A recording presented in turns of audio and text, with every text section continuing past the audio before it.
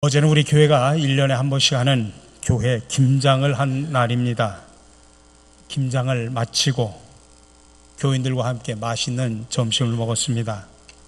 땀을 흘린 후에 싱싱한 김치에 보쌈을 싸서 먹는 점심, 거기다가 사랑하는 공동체 일원들과 함께 나누는 공동 식사는 정말 꿀맛이었습니다. 우리는 살아가면서 많은 공동 식사의 자리를 갖습니다. 대개 내가 소속된 공동체 일원들과 함께하기 마련입니다. 그러나 사실 그들이 다 서로 잘 지내는 것은 아닐 것입니다. 때로는 보기 싫은 사람들도 있을 것이고, 때로는 공동체가 이패 저패로 나뉘어서 긴장감이 팽배해 있기도 할 것입니다. 그럼에도 불구하고 우리 인간 사회 전통은 종종 우리를 한자리에 모아서 같이 밥을 나누게 합니다. 주로 언제일까요? 가장 빈번한 경우는 결혼을 축하할 자리가 생기거나 장례가 있어서 위로해야 할 그런 때일 것입니다. 이때 우리는 잠시라도 마음의 앙금을 가라앉히고 모여서 서로 축하하거나 위로를 하게 됩니다. 그리고 이럴 때 우리는 꼭 같이 식사를 합니다. 식사를 하면서 무슨 말들을 나눌까요? 분명한 것은 그날 대화는 그날 행사의 성격에 맞춰진다는 것입니다. 평소는 칼 같은 혀로 상처를 주는 사이라고 할지라도 그날만큼은 행사의 분위기와 주인공의 얼굴을 생각해서 자제를 할 것입니다. 그러다 보면 어느새 서로 간의 긴장이 완화되고 또 말을 섞다 보면 때로는 오해가 풀리기도 합니다. 행사 분위기도 그렇고 싫어도 옆에 앉아야 하고 무엇보다도 배가 넉넉해지니 마음도 넉넉해집니다. 이것이 공동 식사가 갖는 놀라운 마력입니다. 그래서 오늘은 본문에 나오는 공동 식사의 의미를 함께 배워서 은혜를 나누고자 합니다. 오늘 우리가 출애굽기를 읽었습니다만 이 출애굽기 전체 이야기는 크게 두 축으로 나누어져 있습니다. 하나는 애굽에서의 탈출이고 또 하나는 하나님과의 계약입니다. 탈출과 계약, 이게 출애굽의 핵심입니다.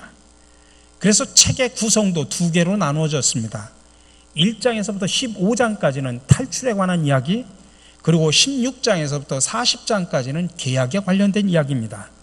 그리고 오늘 우리가 읽은 24장은 이 탈출과 계약의 연결고리에 위치해 있습니다. 애굽을 탈출한 히브리 노예들이 시내산에 이르러 자신들을 구출하신 하나님을 드디어 만납니다. 그리고 백성과 하나님은 그들이 함께 만들어갈 미래를 규정을 합니다. 이를 위해서 지켜야 될 규율, 십계명과 율법들이 전해집니다. 그리고 24장에 와서 하나님과 백성은 그 미래를 함께 가자고 계약을 체결을 합니다. 물론 하나님의 백성이 그 황금 송아지를 만들어 섬기는 바람에 그 계약서가 한번 파괴가 되기는 했지만 곧이어 새 계약이 체결이 됩니다. 계약 체결을 중심으로 이제 근본적인 변화가 백성들에게 일어나는데 그것은 그들의 정체성에 큰 변화가 일어납니다. 그들은 여전히 지금 노예, 종입니다. 하지만 그들을 섬기는 주인이 바뀝니다. 그동안에는 애굽의 바로 왕을 섬기는 노예, 종으로 살았지만은 이제는 하나님을 섬기는 종으로 신분이 바뀝니다. 그래서 이 목적을 이루기 위해서 하나님은 역사 속에 개입을 하십니다. 출애굽기 7장 16절에 보면 애굽 왕에게 하나님께서 말합니다. 내 백성을 보내라. 내 백성을 탈출시키라는 이야기죠. 출애굽하게 하라. 그러면 그들이 광야에서 나를 섬길 것이다 라는 이야기를 합니다. 이제 그들이 새로운 주인에게 양도되는 계약이 이루어진 곳이 바로 오늘 본문 24장입니다. 근데 흥미롭게도 백성들의 대표와 하나님은 계약을 맺으면서 함께 식사를 나눕니다. 신과 인간이 함께 앉아서 공동 식사를 하는 아주 매우 독특한 광경이 오늘 본문에 나옵니다. 이런 큰 구도와 변화 가운데서 출애굽기가 지속적으로 강조하는 것이 하나 있습니다. 그것은 하나님의 능력으로 애굽을 탈출하게 된 그 경험, 그 큰 자유와 은혜의 그 경험이 미래 하나님의 백성을 만들어 나갈 그런 원천이 된다고 하는 것입니다. 그래서 하나님은 중요한 가르침이 있을 때마다 이 사실을 계속 반복해서 언급을 하십니다. 먼저 신학적으로 유일신 사상을 가르칠 때입니다. 출애굽기 20장 2절에 3절에 보니까 나는 너를 애굽 땅 종되었던 집에서 인도하여 낸 내 하나님 여호와니라. 너는 나 외에는 다른 신들을 내게 두지 말라라고 이야기합니다. 또 두 번째로는 교육적으로는 그들의 전통을 자녀들에게 계속 이어가는, 지켜가게 할 때입니다. 출애굽기 12장 26절에서 27절에서 말합니다. 이후에 너희 자녀가 묻기를 이 예식이 무슨 뜻이냐 하거든 너희는 이르기를 이는 여호와의 유월절 제사라. 여호와께서 애굽 사람에게 재앙을 내리실 때 애굽에 있는 이스라엘 자손의 집을 너무사 우리의 집을 구원하셨느니라 하라 하매 백성이 머리 숙여 경배하니라. 마지막 세 번째로는 윤리적으로 이들이 어떤 공동체를 이루어 나가야 될지를 가르칠 때입니다. 출애굽기 22장 21절입니다. 너는 이방 나그네를 압제하지 말며 그들을 학대하지 말라. 너도 애굽 땅에서 나그네였음이라. 이 큰 자유와 은혜의 출애굽을 대대로 전수돼 미래 하나님의 백성 이스라엘을 만들어가게 됩니다. 그리고 24장에서 그 정신을 이어받은 사람들이 새로운 주인이신 하나님을 모셔드리고 그분의 종으로 계약을 맺기 위해서 지금 신의 산을 향합니다. 그리고 그들은 하나님과 함께 거기서 공동 식사를 합니다. 오늘 본문의 이야기입니다. 모세와 아론과 나답과 아비우와 이스라엘 장로 70인이 올라가서 이스라엘의 하나님을 보니 그의 발 아래에는 청옥을 편듯하고 하늘같이 청명하더라. 하나님이 이스라엘 자손들의 존귀한 자들에게 손을 대지 아니하셨고 그들은 하나님을 뵙고 먹고 마셨더라.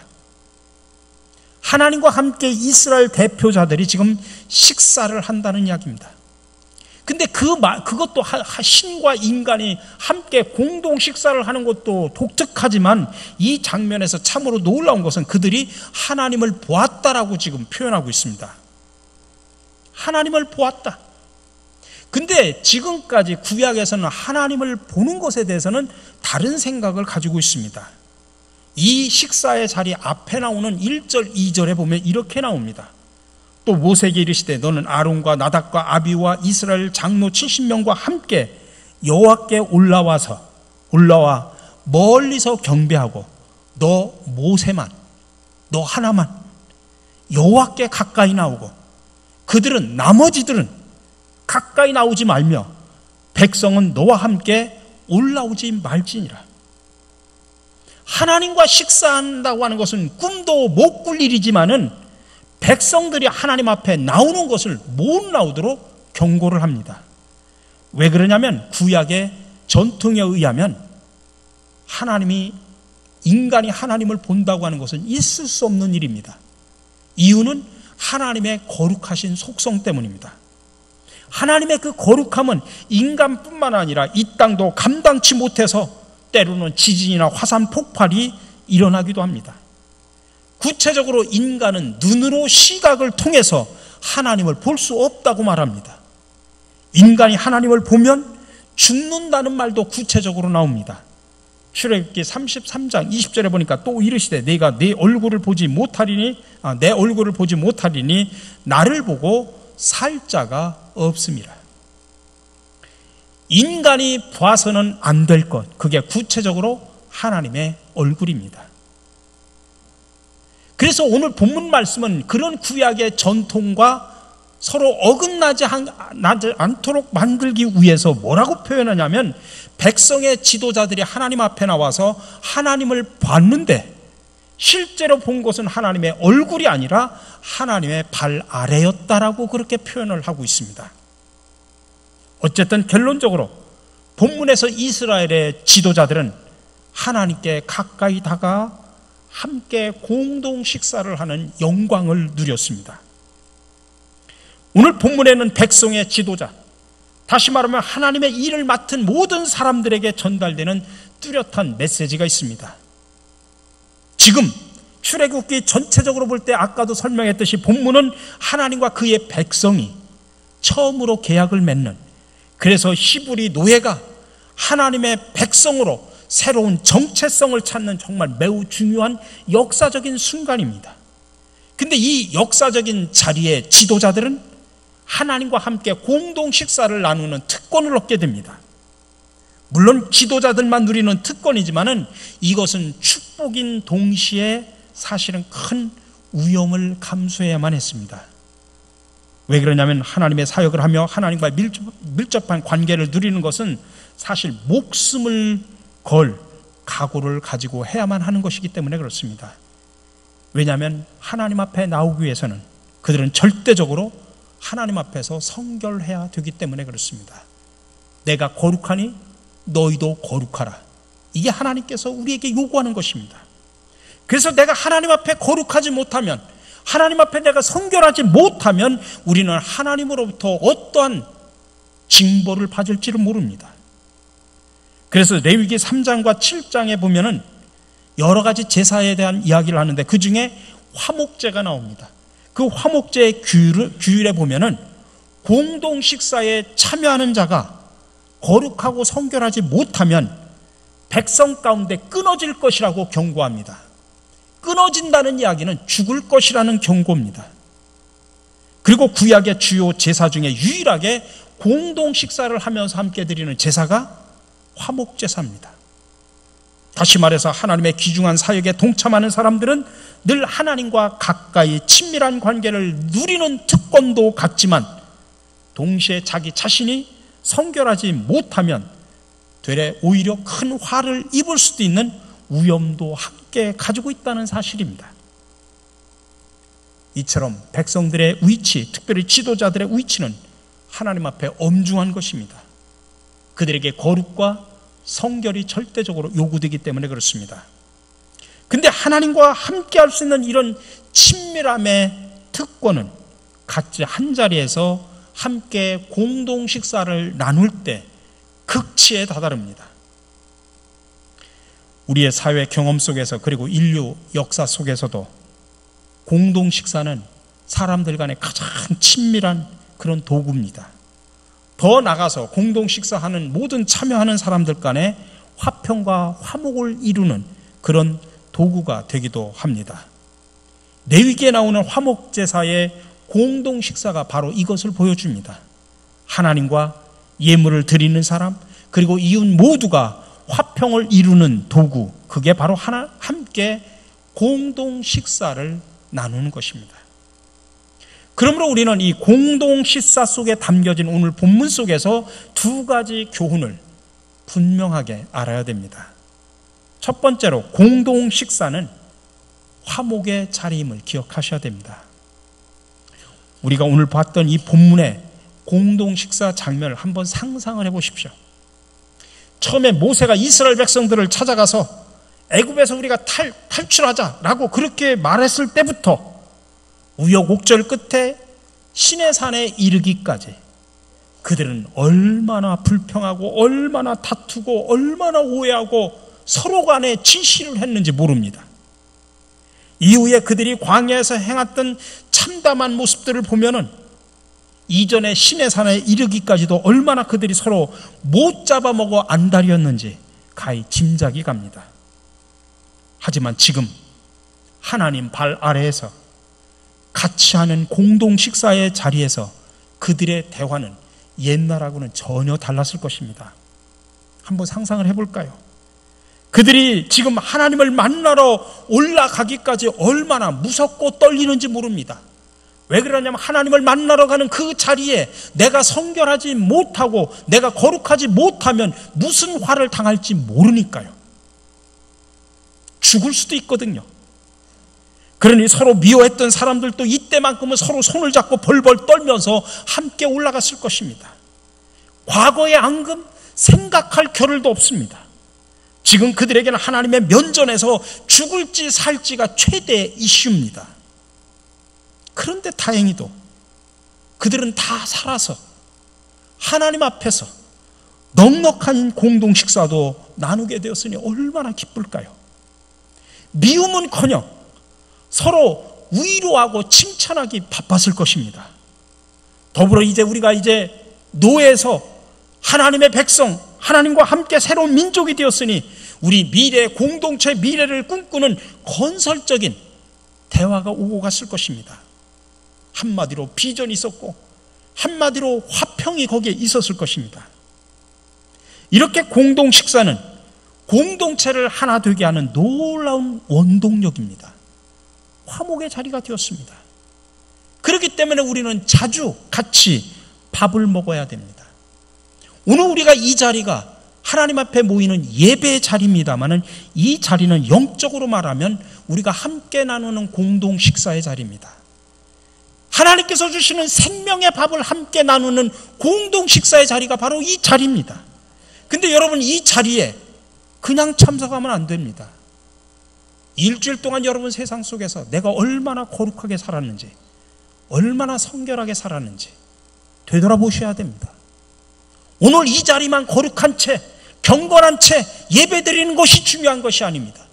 여러분들 일주일 동안 여러분들의 생각 속에서, 여러분들의 마음 속에서, 입 속에서 얼마나 거룩하게 살으셨는지, 얼마나 성결하게 살아오셨는지 그걸 되돌아보시면서 오늘 이 영적인 공동 식사의 자리에 나오셔야 됩니다.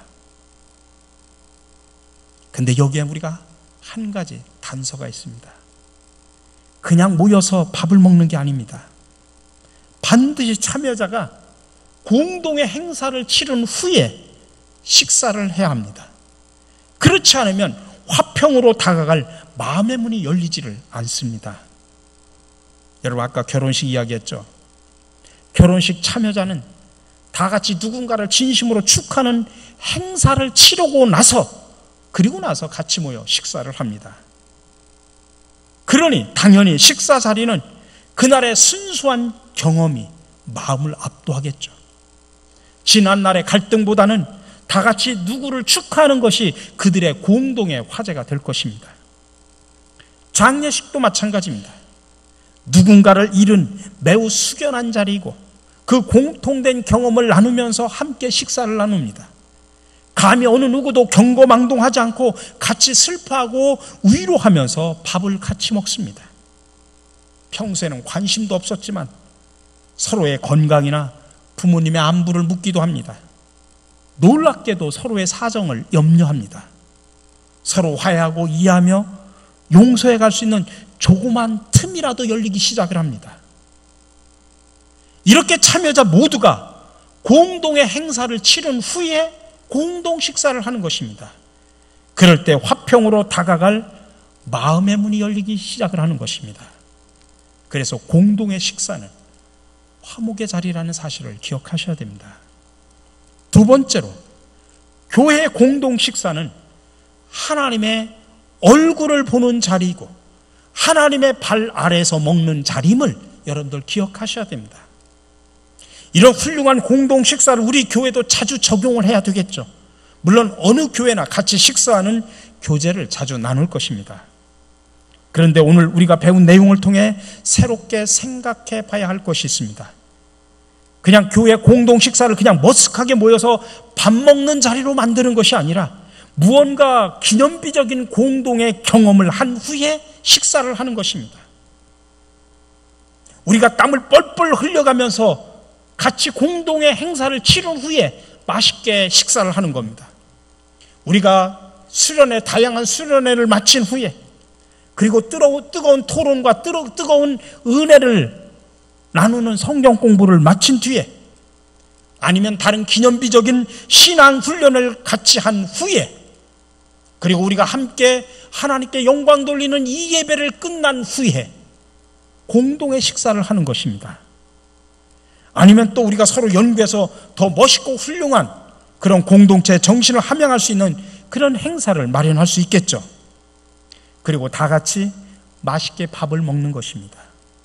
그 행사가 훌륭할수록 식사의 자리의 대화도 훌륭할 것입니다. 서로 같이 겪는 것이 진할수록 서로 진하게 격려하고 위로하며 미래 비전을 함께 나누게 될 것입니다. 오늘 본문의 공동 식사의 자리처럼 어쩌면 우리의 어려운 과거가 희망찬 미래로 변화되는 그런 공동의 식사의 자리를 마련하게 될 수도 있을 것입니다.